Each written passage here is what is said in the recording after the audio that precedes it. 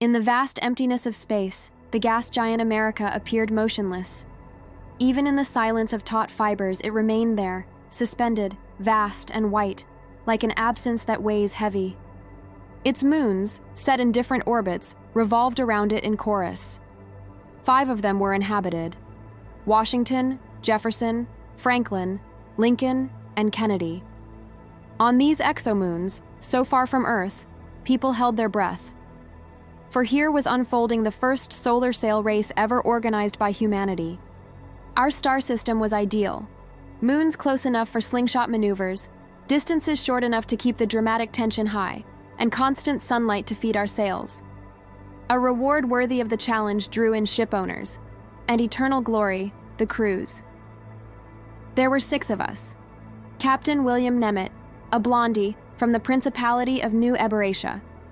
Intuitive, with an unshakable moral compass. First Officer Stephanie Farragut, a rusty from New England. A cold, brilliant tactician who read trajectories like others recite psalms. Navigator Barry Jones, a taciturn rusty from Virginia, calm as glassy water. Sail engineer Mathilda Perry, also rusty from Blackmount like me, stubborn but able to improvise repairs mid-flight. Doctor and psychologist Eddie Preble, blondie from Whitbrook, with a sense of humor darker than the void. And me, Isaiah Hull, the youngest. Rusty from Blackmount, radio officer. We'd each been handpicked by the Prince of Blackmount, 5-star admiral of the kingdom's space fleet. He wanted to prove the power of his shipyards. The Enterprise was designed and built in Turkishedscrow, his capital. On departure day, November 1st, 2010, 09:13. Capital City time, the sails caught their first charge. The main membrane vibrated. I felt it in my spine, a shiver through the sternum. Hundreds of kilometers away, the Argo II. Silver, smooth, too perfect. Built and funded by the Principality of Evergreen, on Jefferson. The kind of ship that already believed itself the winner. No radio chatter, just the hum of the sun. The tangential light was slowing us. We had to realign the foresail. William gave the order, Matilda grumbled. I triangulated the beams. Jefferson's gravity field pulsed gently. The slingshot would be clean. I picked up fragments from Argo II, not encrypted, deliberately noisy. They knew we were listening. They were playing with the light. I filtered everything, recorded everything, kept it all. Near Franklin, a photonic storm, small, but enough to destabilize our secondary sail. We had to partially furl it. The temperature in my cabin dropped 6 degrees in an hour. Eddie told me to sleep. I hadn't closed my eyes in 29 hours. The solar wind carried strange echoes in the low frequencies. Harmonic singing, hull resonances maybe. Or maybe the Enterprise was speaking. She too was afraid to lose. The light turned white, harsh.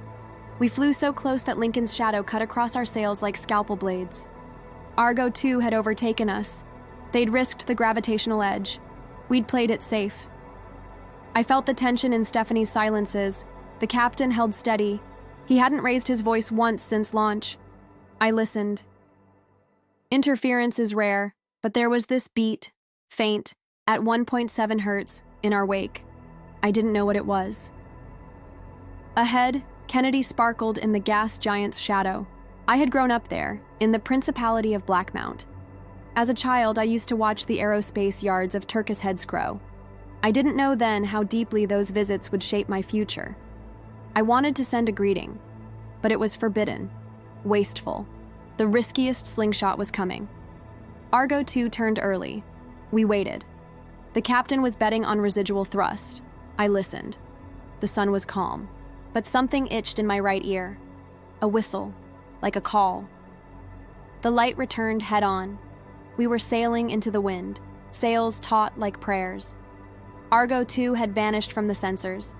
The doctor said it was nothing, but absence sometimes weighs heavier than distance. Correction cadence was increasing. I said little. My hands worked on their own. I deleted the base's music files. Too human, too noisy. I kept only one recording, the breath of the solar wind between the sails. It was all that remained when there were no more echoes. We passed the last stellar buoy at 1308. The optical relay flashed green. Argo 2 was 2 lengths ahead. Silence on the bridge. Even the instruments seemed to hold their breath. I recalibrated the mainmast tension. The sail arched softly with an almost organic sound. The Enterprise shuddered. The solar wind picked up. A change you don't read. You feel it in your bones. Stephanie angled the prow 5 degrees, just enough to catch an oblique stream coming from Kennedy's shadow. The ship caught it, slowly, powerfully, like a sailboat biting into the wave. Argo 2 didn't turn. Too confident. They stayed on their line, tight, fast, but rigid. We rose, entered the angle where light bends, just enough for it to push us without burning. The gap narrowed, half a length, a quarter.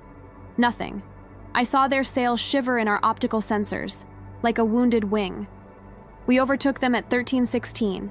Total silence. Washington sparkled beneath us, magnifique. The finish line relay emitted its double tone, etched into protocol for this first interlunar race. We crossed. The Enterprise slowed. The sail dipped gently. The wind slipped past, silent. I cut the radio. There was nothing left to say. 11.5 years later, in another corner of the universe, another race began. This time not between 2 ships, but between families, castes, and rising empires. The solar wind is no longer the only thing blowing. There are older whispers, forgotten pacts, exiles colder than the void itself. This is where The Shadow of the Princes, Chronicles of the Red Kings, Tome 1 begins. A novel of politics, science fiction, and buried oaths, available now on Amazon and Kindle ebook. If you miss the echo of our sails, subscribe, like, comment, share. That's where you'll hear it again.